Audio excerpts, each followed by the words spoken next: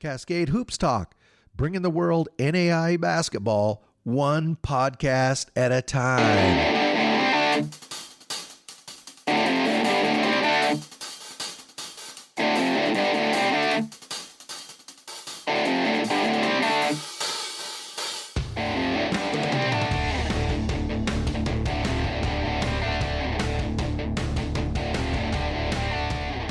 Hey, Cascade Hoops Talk, Billy D. Good morning, everybody.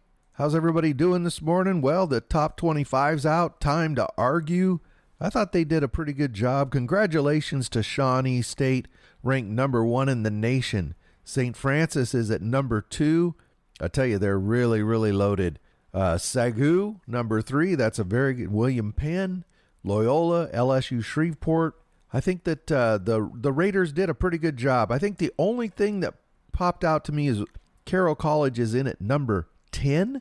I thought that was just a bit low, along with Morningside at 12. Morningside has virtually everybody back, and they were very tough last year. Same way with Carroll. Whenever you do these things, somebody's got something to argue about. I think if you look in the receiving votes, there are definitely teams down there that are going to use this for some locker room material. Specifically, LSU, Alexandria, Faulkner. I mean, Indiana Tech, they're picked to win the WAC, and they're in the receiving votes. Grace College and West Virginia Tech, they're going to square off there in Indiana in a couple weeks. We're going to be at that game. Xavier, Ottawa, Union, they're going to be tough. They're in the receiving votes. Antelope Valley, they're nipping at the heels of the top 25 again. Olivet, Nazarene. But anyway, all these teams down here in receiving votes, I guarantee you this morning they're saying, we should have been in the top 25. And they're going to be jazzing their guys up. I can guarantee you that. Hey, can everybody do me a favor? Wherever you get this podcast, like and subscribe. It'll only take you a moment. It'll really help out. So let's talk about what we have going on today. We have Indiana Wesleyan head coach Greg Tonagel, 3-time national champion, a great player himself in college days. He's done a really good job of, obviously, great basketball teams at Indiana Wesleyan, but building a culture that we're going to talk about culture and how much it means in your program and your recruiting. But he builds a culture of winning, which focuses on the person first, basketball second. I think it's a great lesson. They do it just about as good as anybody, and we're going to talk to Coach about that. So why don't you hang on for just one moment, and we'll have Coach Tonagel. It's Cascade Hoops Talk. Billy D here. We have 3-time national champion Indiana Wesleyan head coach Greg Tonagel. Welcome, Coach. Thank you for being on the show. Billy, it's good to talk to you again, and it's even more exciting that we're starting hoop season, isn't it? Oh, man. I say it all the time. Last year was the first season of my entire life where I didn't get to go to a basketball game, and boy, I'm just itching. Coach, we're gonna talk about you guys kicking off here in a second, but you have such a great tradition at Indiana Wesleyan, and one of the questions I get asked all the time from people who aren't really familiar with the different levels of basketball is, how do NAIA schools compete? The level of the level of athlete in NAIA basketball, I've seen it explode over the last 20 years. And I've developed kind of my theory, my hypothesis is that the top programs are the ones that are able to translate what you have to offer to how that's going to improve that young man's life. And I think that you at Indiana Wesleyan do that just about as good as anybody. Can you talk about kind of your recruiting process and what it is you believe Indiana Wesleyan offers and how you go about that? Yeah, sure. I mean, I think you make a really interesting point that I think all administrators in college basketball or college athletics, might want to look into. But, if you just take basketball right now and you look at the transfer rate in the NCAA, it has to elicit a few questions. Why are so many kids transferring, and what's the underlying issue? Because there's something about an experience at an institution. If you go there out of high school and you're there for 4 years, the amount of growth that can happen when you're in a place that's conducive to growth, that where people actually care about you and are pouring into you, is a totally different experience than just hopping from school to school. And not that we're immune from transfers here at Indiana Wesleyan, but I think I realized a long time ago that I don't just coach basketball, I coach people. And so at the same time, I don't recruit basketball players, I recruit people. And that's a commitment to somebody that you want to further, who they are, not just as basketball players, but as people. And to be even more specific, at a place like Indiana Wesleyan, where highest priority in my life is my faith, I'm trying to build into people spiritually. I'm trying to help them maximize their potential in Christ. And I think that over 4 years is a powerful trajectory. I mean, you see a kid graduate who's bought into that, he's going to do some big things, and he's going to have a great experience. And I think the interesting part is I think you get the most out of him on the basketball court. And so what you're seeing is kids kind of flourish in all areas of their lives. And that takes a lot of intentionality. That's our entire staff every day, is trying to have a pulse on a kid's life, not just how well did he shoot it yesterday, or how many turnovers did he have, but what's in his mind right now. Is he fearless, or is he fearful? Is there something holding him back? Is he selfish? Is he turning inward? I mean, those are the dispositions that we're trying to shape and form that not only impact who they are as people, but I really do think they impact them as basketball players. And to me, that's fun. That's a puzzle to try to figure out. That's a challenge to try to coach people and lead people. But I believe that's what I'm called to do, and I'm gonna stay at it for a while and give it my best shot. Yeah, I think that's pretty insightful, Coach. I kind of developed this hypothesis right after COVID. We got locked in, and I spent all that time interviewing young men that had just graduated. And time after time after time, I heard, well, I really wasn't familiar with this school, but I went there, and they never say, I went there because of the great basketball program. I went there because of the great gym. No, I went there because of they always tell me two things. The most meaningful conversations were non-basketball. And number two, they went there because it felt right personally. And then after they get done, these schools like yours that can transcend level and say, this is the place for you, that the schools that can do that or offer that and do that are the ones who are able to get great people in who are also great basketball players. And it's just a good fit for everybody. I think most kids, and I was like that when I was, 17, 18, when you commit to a program, what you're thinking about is signing day. All your marbles are on what are people thinking that day? What's the reaction on social media? How am I going to look in this arena, wearing all the gear? But the reality is we need to be thinking about graduation day. Who will I become if I go to this school? What 4-year experience am I going to have? Who are the people that are going to surround me? And I think until kids start doing that, we're going to continue to see transfer rates go up. But that doesn't mean, we all have to do it that way. There are alternatives in recruiting, and I think those that are going that route are finding better cultural fits and seeing kids flourish. Yeah, one final thought on that. To me, the poster child for this conversation is Tanner Rubio. I mean, he goes NC2A Division I. He's a star at Jacksonville State. He plays in front of Michael Jordan. He plays in all the named arenas. But when he came up to Indiana Wesleyan, he told me those were the years he enjoyed life and enjoyed basketball. Absolutely. Tanner's that story. Johnny Marlin's another one. Johnny told me he was a kid who led us to the 2016 national championship, and he transferred from Indiana. He was an Indiana kid. He said, my dream was to play in Assembly Hall. And he said, after I had that experience, I realized my dream was to be in a program that cared about me more than a basketball player. And, that to me spoke volumes of what this is all about and what kids are actually looking for. Well, Coach, you're just about ready to get going here. You're starting I'm going to call it the post-Kyle Mangus era. I'm sure you've heard that so many times. You're sick of it.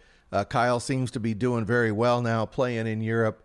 Just an amazing talent. And, boy, we were all really blessed to watch him for several years. But, life goes on. Kyle's now playing pro ball, but Indiana Wesleyan basketball goes forward.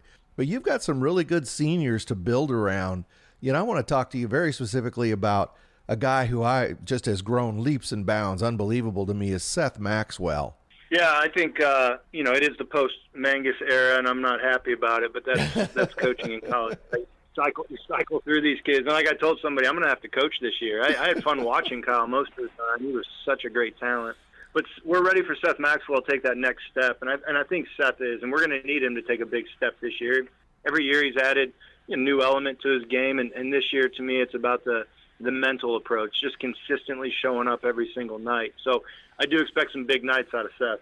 Michael Thompson III, he was a starter last year, 9 points, 4 rebounds. You got him back as well. So he and Seth will be a great pair to grow grow that starting five around or build that starting five. Yeah, Michael took the COVID year. He's one of those guys that took that, and he just brings experience back. We're expecting him to be just solid, contributor for us, along with Tim Adetukase, who was relatively new last year, but I think he'll take another step. And then Spencer Piercefield's a guard who's just kind of bought his time. He's been a key contributor off the bench. This year he's a starting point guard for us. I expect him to take that step up. So, Coach Tonagel, is there any out recruiting this year? Are there any freshmen that fans should keep their eyes on? Any young people you think might get a chance this year? Yeah, I think we've got some young guys that are going to have an opportunity to prove themselves, and so far, two of them have emerged as freshmen who are going to get shots. Lincoln Hale, a kid from Southern Indiana, who was originally committed to Indiana State, and then the coaching change led to him opening up his recruitment. And then there's a kid named Griffin Cleaver out of Kansas City who's been a little bit of a surprise for us. Great work ethic, pretty good athlete. He's going to be a nice player for us. What's the mood like there on campus? Is everybody excited for Indiana Wesleyan Wildcat basketball to start? They're excited to get in the gym. Last year we started the year out no fans, which everybody else did, and our students were just sitting in the dorms. So I'm excited to open the gates, get them inside. Let's just start playing some basketball again. So you play there in the Crossroads League. We talk about that all the time. But, this season, St. Francis, they're going to be loaded. Bethel, Grace looks like they're going to be tough. I mean, just talk a little bit about what you expect from the Crossroads this season. Well, like you said it. I mean, top to bottom. And I know I'm biased, and your West Coast fans won't like this, but I think it's the best league in the NAI. I would just throw that out there to kind of jab at you a little bit. But, yeah, I mean, St. Francis returns everybody. They were picked preseason, and they deserved it. Marion's a really talented roster. They return almost everybody. They had a couple guys take that COVID year.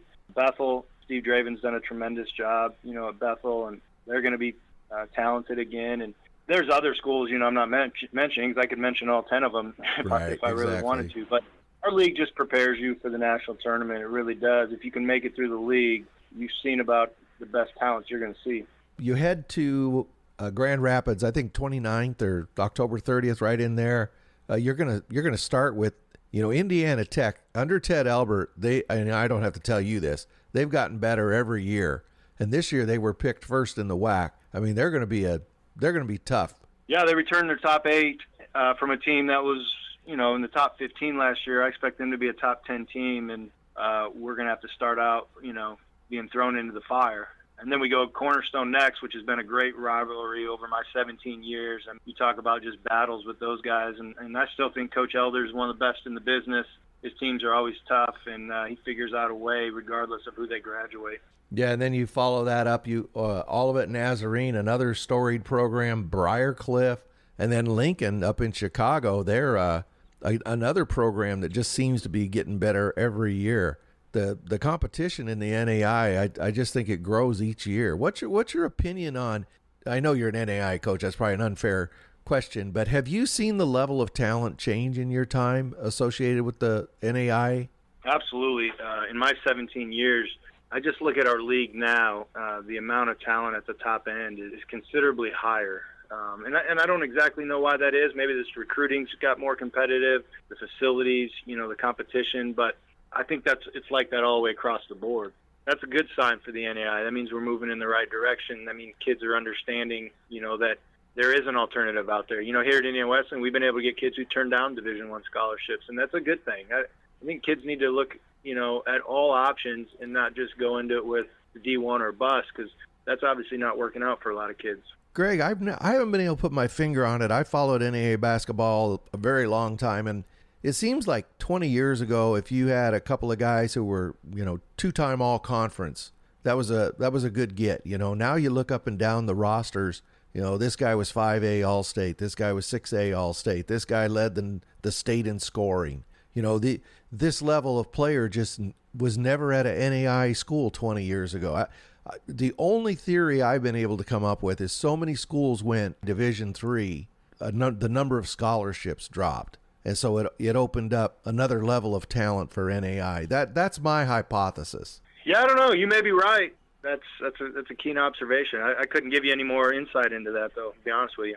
Coach, you definitely have a lot of talent returning, but you also have Dan Largey from Palm Beach Atlantic. He's a transfer this year. Talk about him just a little bit. Dan Largey fills a very important role for us, just the ability to score the basketball. Dan's a 6-year guy, so he's got experience. He played at a very good Division II school where he averaged about 16. So we're going to rely upon his ability to score the basketball. It starts with shooting with Dan, but he can do a lot of other things. He can really pass the basketball. He's pretty good in the post. He's not going to fill Kyle Mangus' shoes 100%, but he's going to help carry some of that load amongst others. So, Coach, is he coming in as a junior or senior? How many years do you have him? 1 year. This is his last year. He was able to get that COVID year when he was at Palm Beach Atlantic. So 2 semesters, and he'll be out. Well, Coach, you got your work cut out for you this season, but I know you're up for it. 3-time national champion. We know you're going to make some noise. I really appreciate you taking the time to get with us today.